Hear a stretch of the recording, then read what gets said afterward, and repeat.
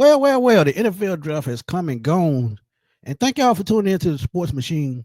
For my mock draft, for my draft profiles, and all my breaking news during the NFL draft. I definitely appreciate y'all, and thank y'all, man, for starting to donate to the channel, man. I truly appreciate it, man. Because without y'all, there would be no Sports Machine.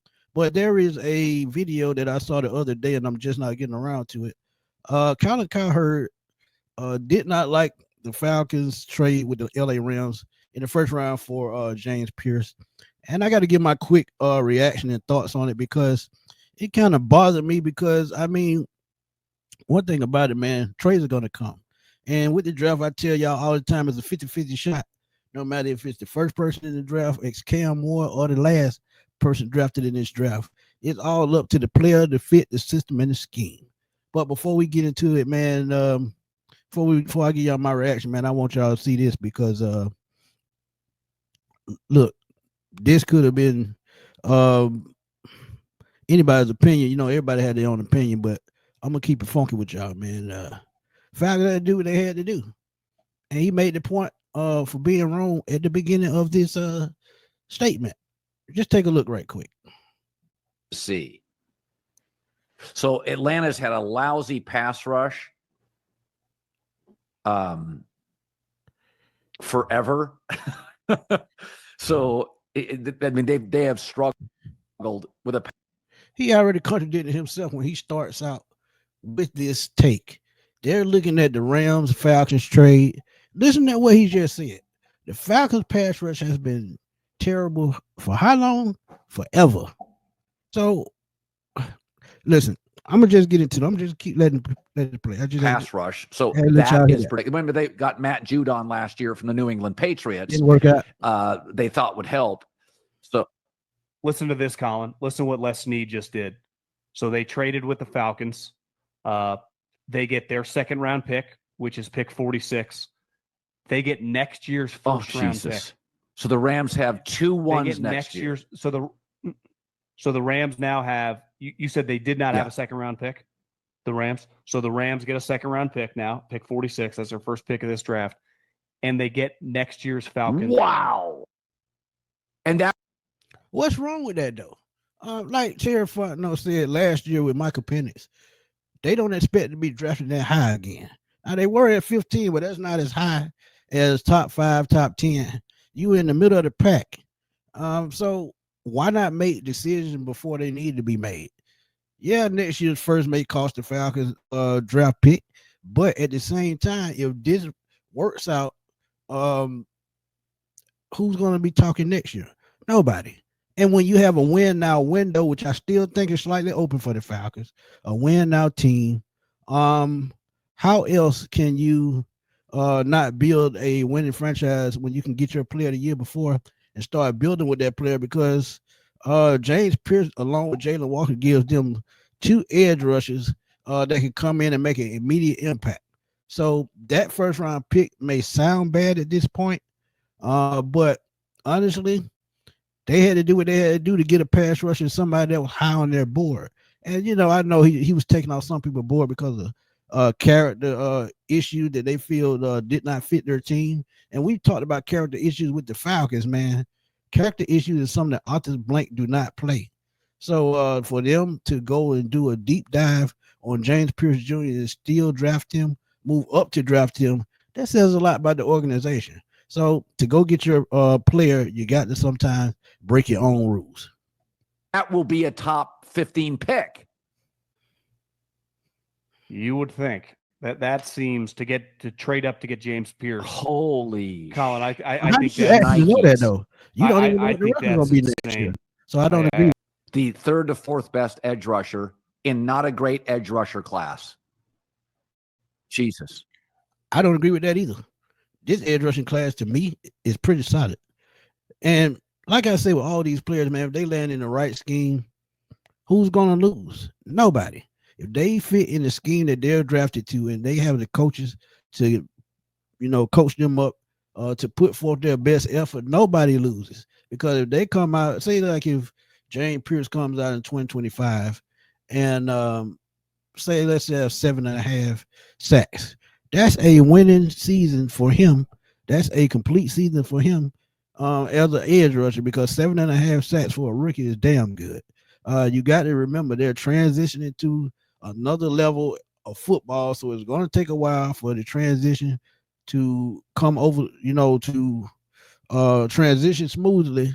So all the Falcons coaching staff has to do is put this kid in a position to succeed, a position to win. And I think Jerry Gray and Jeff Ulbrich can do that.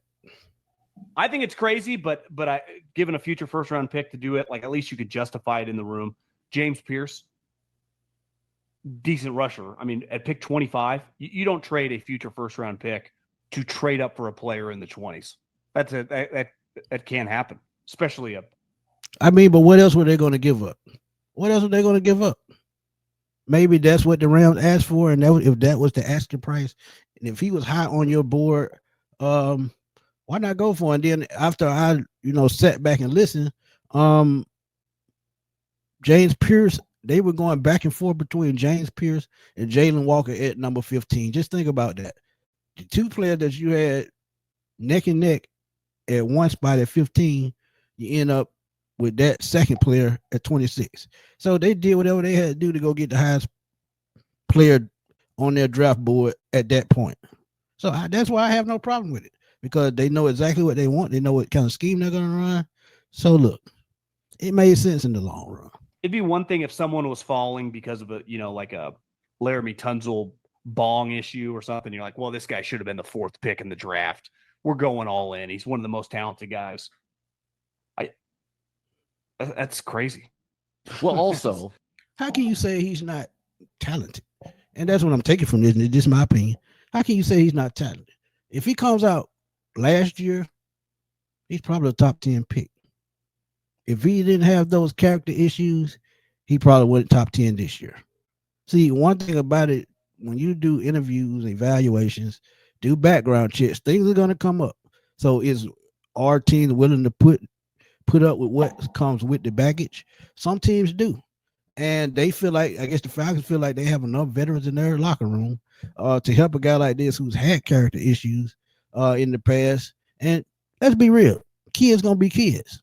And these veterans in these NFL locker rooms, they're going to have to teach these young kids that's coming into the league how to carry themselves as a professional.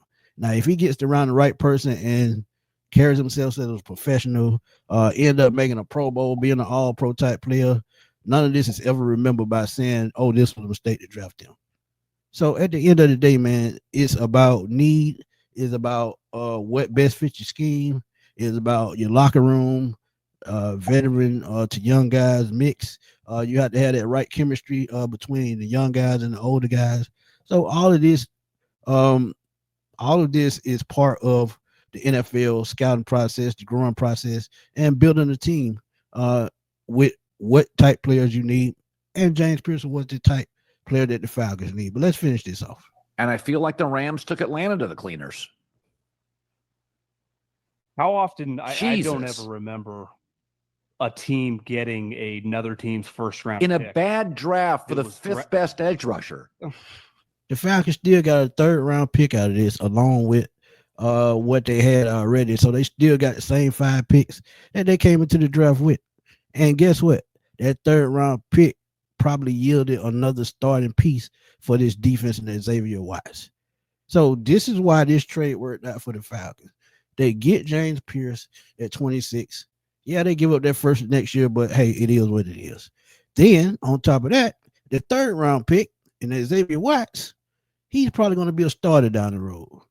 Now, let's look at the 1st round pick for next year. Let's look at it in this aspect as well.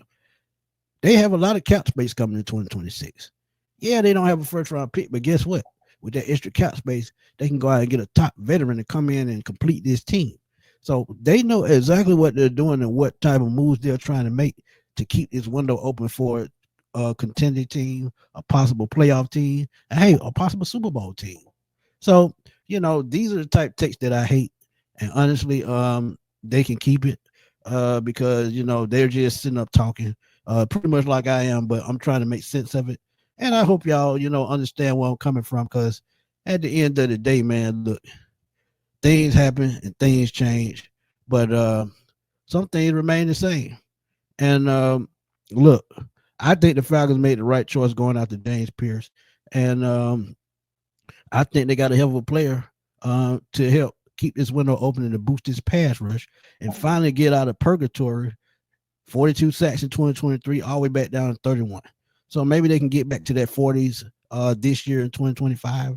Who knows? But I think James Pearce coming in the first round with Jalen Walker, I think they got two damn good players.